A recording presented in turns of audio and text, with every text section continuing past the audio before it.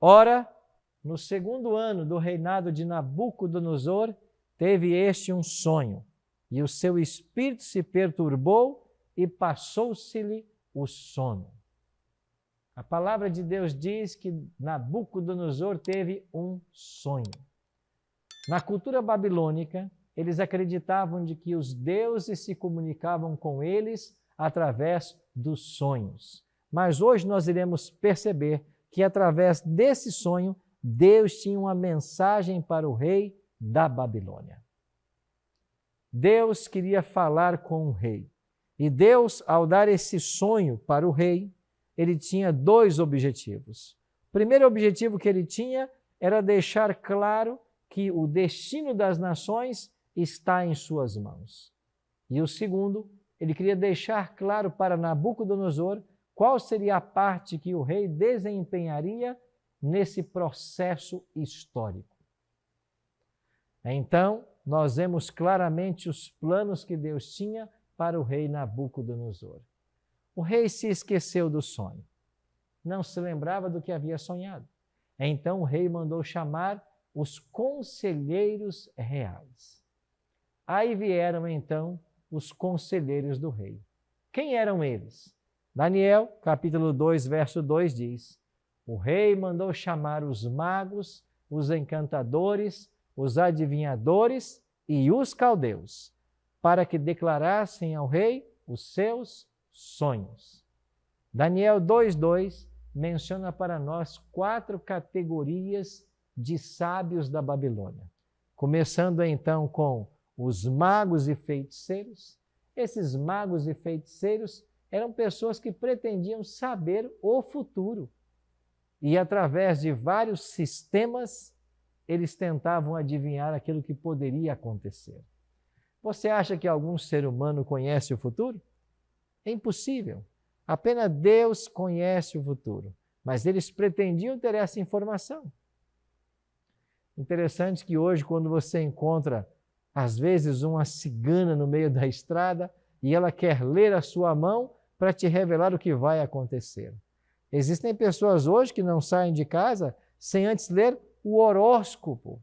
Mas será que essas coisas têm a fonte da verdade? Claro que não. A única fonte de verdade e revelador do futuro está aqui, a palavra de Deus. Mas esses homens pretendiam saber o futuro. Você tinha também os encantadores. Esses tinham a responsabilidade de manterem os deuses satisfeitos. Já os astrólogos interpretavam os presságios, eles eram astrônomos e alguns deles astrólogos, e tinham também os caldeus, que eram chefes dos grupos de Babilônia. Esses sábios vieram à presença do rei.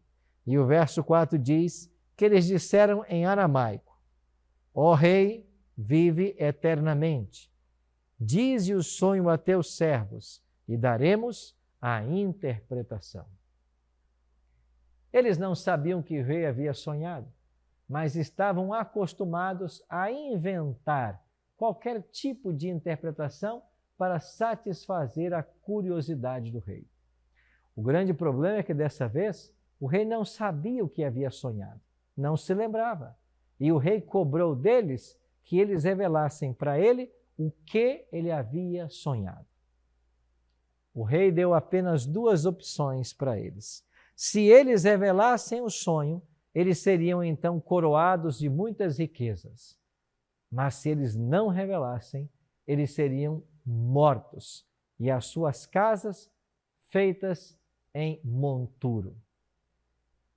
Diante dessa situação trágica, eles não viram opção. E então tentaram ludibriar o rei, dizendo que aquilo que o rei exigia, jamais nenhum rei no passado havia exigido.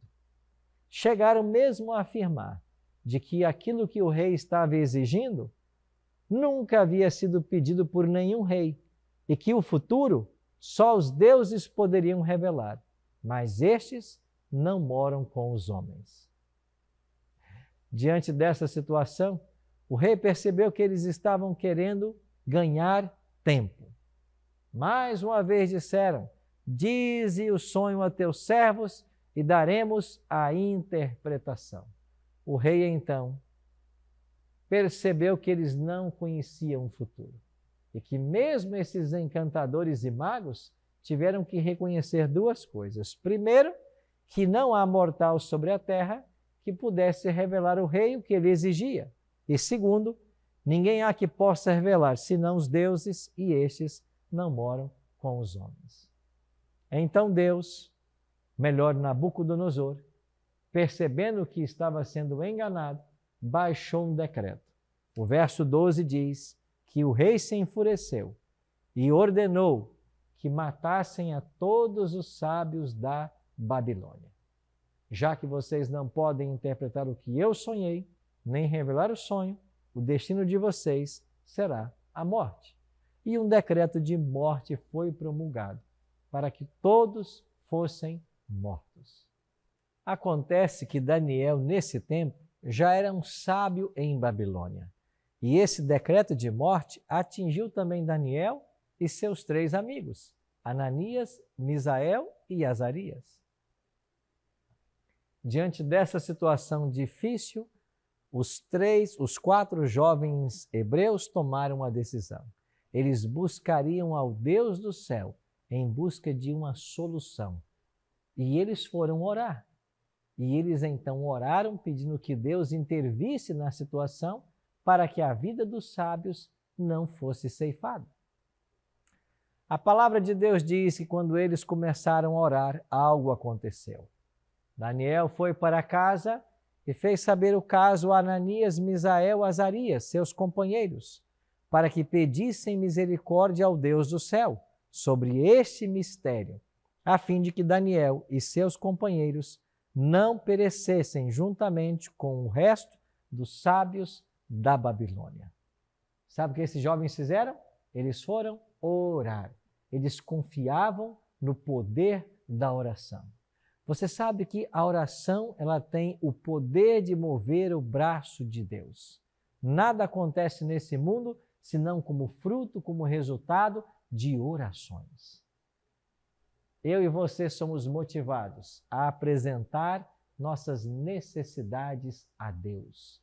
Eu e você somos motivados a colocar diante do Senhor tudo o que nós precisamos, assim como Daniel e seus amigos fizeram. E quando eles confiaram em Deus, suas vidas, sabe o que Deus fez? Olha o que a palavra nos revela. Então foi revelado o mistério a Daniel numa visão de noite, pelo que Daniel louvou ao Deus do céu. Que texto maravilhoso! Foi revelado a Daniel numa visão o que o rei havia sonhado. Não apenas isso, a sua interpretação. Imagine a alegria no coração de Daniel quando ele teve esta revelação do Senhor. Agora, o mais breve possível, ele quis comparecer perante o rei Nabucodonosor para dizer ou interpretar para o rei o sonho que este tivera. E assim ter a sua vida poupada. Daniel então compareceu perante o grande rei Nabucodonosor. E Daniel começou a dizer para ele o que ele havia sonhado. Daniel disse: o mistério que o rei exige, não há nenhum sábio que possa revelar. Olha o que diz a palavra de Deus. O mistério que o rei exigiu, nem sábios, nem encantadores, nem magos, nem adivinhadores lhes podem revelar, mas há um Deus no céu que revela mistérios. Sim, há um Deus no céu que revela mistérios. Esse Deus era o Deus que Daniel servia. Até esse momento, o rei Nabucodonosor estava confiando em fontes erradas. Até esse momento, a mente do rei estava confusa. Ele estava bebendo de águas sujas, rotas. Ele precisava beber na fonte da verdade. E esta fonte é na palavra de Deus. Daniel deixou claro para o rei: há um Deus no céu que cuida de todas as coisas. Talvez eu esteja falando para alguém hoje que acabou de perder o seu emprego. Há um Deus no céu. Talvez esteja falando para um casal que estejam à beira de um divórcio. Há um Deus no céu. Talvez eu estou falando para alguém agora que descobriu essa semana uma doença muito grave. Há um Deus no céu. Talvez eu esteja falando para alguém que está passando por um problema sério de família, ou talvez financeiro. Há um Deus no céu. Esse Deus que há no céu, ele não apenas esteve com Daniel há 2.600 anos no passado, ele está com todos nós. Esse Deus tem o prazer de nos ajudar, de nos atender em nossas necessidades.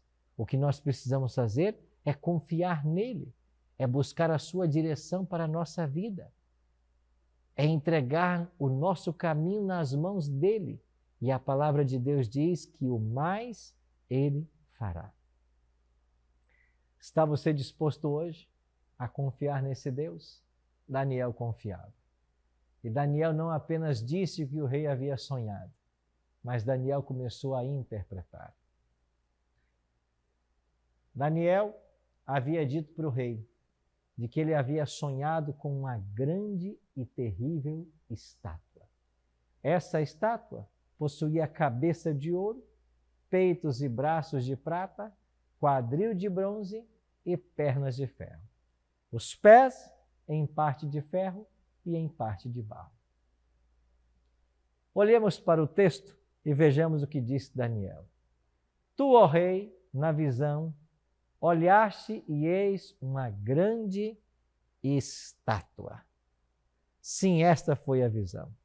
E essa grande estátua estava dividida em metais, cabeça de ouro, peito e braço de prata, quadril de bronze, pernas de ferro e os pés em parte de ferro e em parte de barro.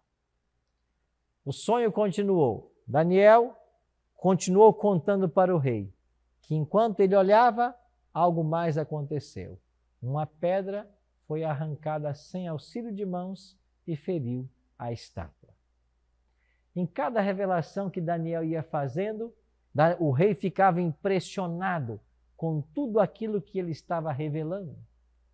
O versículo 34 diz: Estavas vendo isto, quando uma pedra foi cortada sem auxílio de mãos, a qual feriu a estátua nos pés de ferro e de barro e os esmiuçou.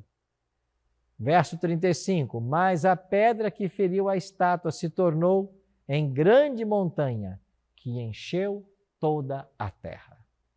Sim, a revelação de Daniel estava exatamente como o rei havia sonhado.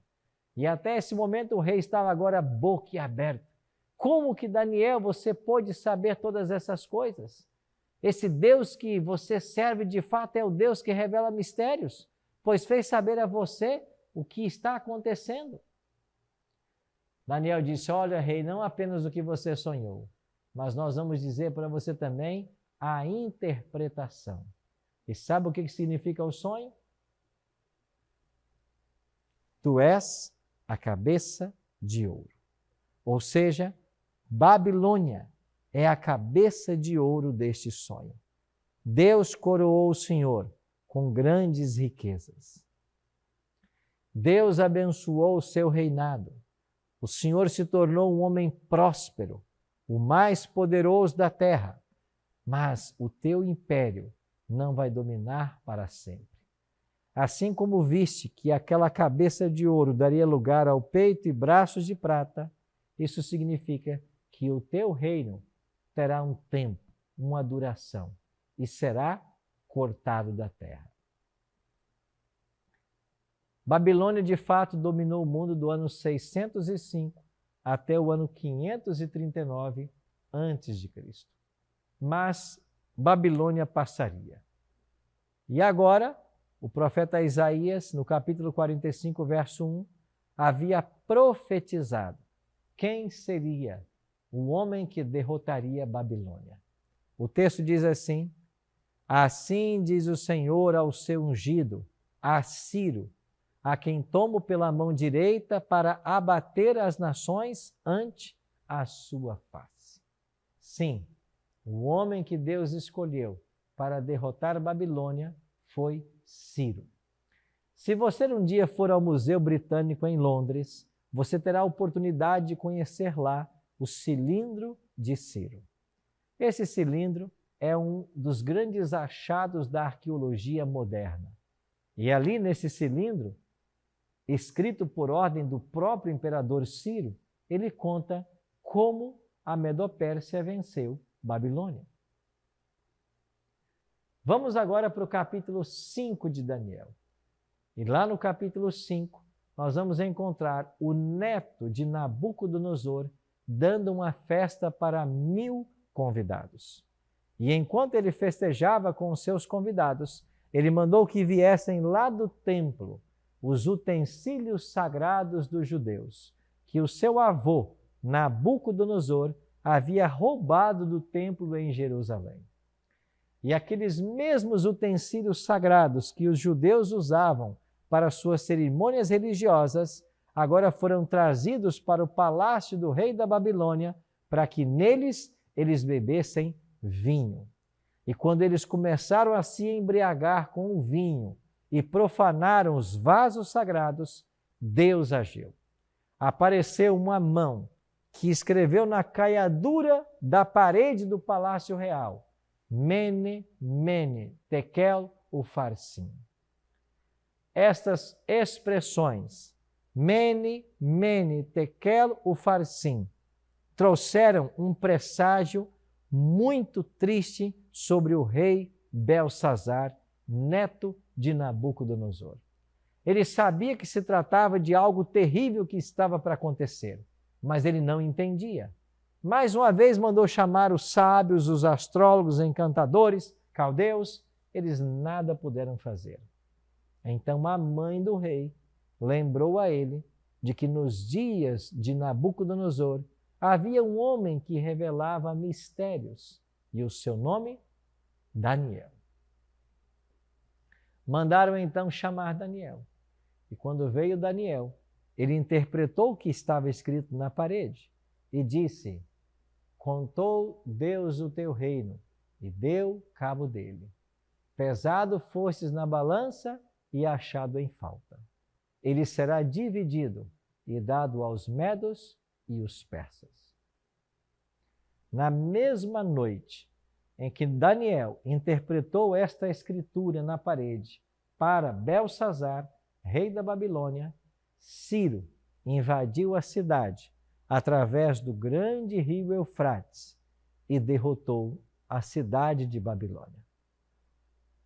Assim começou o domínio do grande império Medo-Persa, no ano 539 a.C. E a Medo-Pérsia dominou o mundo até o ano 331. Mas o sonho continuava. Daniel havia dito para o rei que um terceiro reino de bronze teria domínio sobre toda a terra. Um dia a Medo-Pérsia passaria. Passou, porque chegou agora a Grécia. E no ano 331, a Grécia começou a dominar o mundo. O grande nome desse período, Alexandre o Grande. Alexandre o Grande, muito jovem, com 33 anos de idade, cunhou aquela famosa frase: não existem mais reinos a serem conquistados. Ele havia conquistado o mundo inteiro e morreu muito jovem. Depois da morte de Alexandre, o seu reino foi dividido em 4 partes. E os 4 principais generais de Alexandre passaram agora a dominar o mundo. A história apresenta o nome desses generais: Seleuco, Licímaco, Ptolomeu e Cassandro. Esses 4 generais passaram a dominar o mundo. Mas como o reino da Grécia foi dividido, ele também se enfraqueceu e abriu espaço para a chegada do 4º império. A profecia havia dito de que o 4º império seria forte como o ferro, pois o ferro a tudo quebra e esmiuça. E como o ferro quebra todas as coisas, assim ele fará em pedaços e esmiuçará. Daniel 2, verso 40. E quando nós chegamos ao ano 168 antes de Cristo, chega o férreo Império Romano. E agora, na Batalha de Pídima, o Império Romano vence os gregos e começa o seu férreo domínio. A partir daí, nós teremos a dinastia dos Césares. Vários Césares dominaram o mundo. Esses imperadores, com mão de ferro, venceram seus inimigos e provocaram agora o domínio romano. Você vai se lembrar que Jesus nasceu, viveu e morreu sob a jurisdição do Império Romano. Mas Roma não duraria para sempre.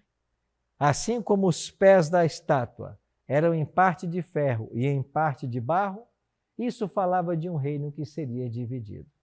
Assim como o ferro não se junta ao barro, os reinos seriam divididos. A palavra de Deus havia previsto que esse reino será dividido. E a divisão começou justamente no ano 352 até 476.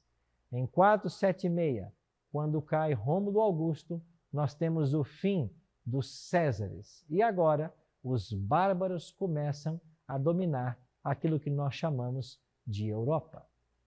Eram 10 as tribos bárbaras a princípio. Dessas 10, 3 foram exterminadas e 7 organizaram as primeiras 7 nações europeias. Os álamos à Alemanha, os francos à França, os burgundos à Suíça, os suevos Portugal, os visigodos à Espanha, os lombardos à Itália e os anglo-saxões à Inglaterra. Aí estão as 10 tribos bárbaras e as 7 primeiras nações europeias. Mas Daniel havia dito para o rei de que estas nações tentariam se ligar umas com as outras, mas elas não se ligarão, assim como o ferro não se mistura com o barro. Por causa desse verso, Daniel 2,43, Napoleão Bonaparte, Guilherme II, Adolf Hitler e tantos outros que tentaram a unificação da Europa, eles não conseguiram. Por causa de Daniel 2,43, jamais se ligarão um ao outro. Nós não temos mais uma Europa unificada. Nós nem temos mais uma moeda única. A Inglaterra, por exemplo, usa uma moeda que não é o euro. Não há unidade econômica, não há unidade política na Europa. E por que não? Porque há um verso na Bíblia que diz que essas nações jamais se uniriam. O que vai acontecer agora? A profecia diz: mas nos dias destes reis, o Deus do céu suscitará um reino que não será jamais destruído. Esse reino não passará a outro povo, esmiuçará e consumirá todos esses reinos, mas ele mesmo subsistirá para sempre. A palavra de Deus diz: como viste que do monte foi cortada uma pedra, sem auxílio de mãos, e ela esmiuçou o ferro, o bronze, o barro, a prata e o ouro. Assim há de ser no final da história. Uma pedra foi arrancada sem auxílio de mãos e destruiu toda a estátua. Estamos vivendo hoje nos dias dos dedos dos pés dessa estátua. E o que vai acontecer nesses dias? A pedra será lançada contra a estátua. Mas, pastor Arilton, quem é essa pedra? A palavra de Deus responde para nós. Ela é Jesus Cristo. Ele é a pedra angular. Isso quer dizer que esta pedra arrancada sem auxílio de mãos representa a volta de Jesus e o estabelecimento do eterno reino de Deus. Sim, Deus tem em suas mãos o controle da história. Deus está coordenando todas as coisas. Babilônia passou, a Medopérsia passou, Grécia passou, Roma passou. Deus tem em suas mãos a história mundial. E agora eu e você aguardamos a manifestação de Jesus Cristo. Ele é o quinto reino da profecia. E quando esse reino for estabelecido, eu e você poderemos fazer parte dele. Eu e você somos hoje convidados a fazer parte nesse reino.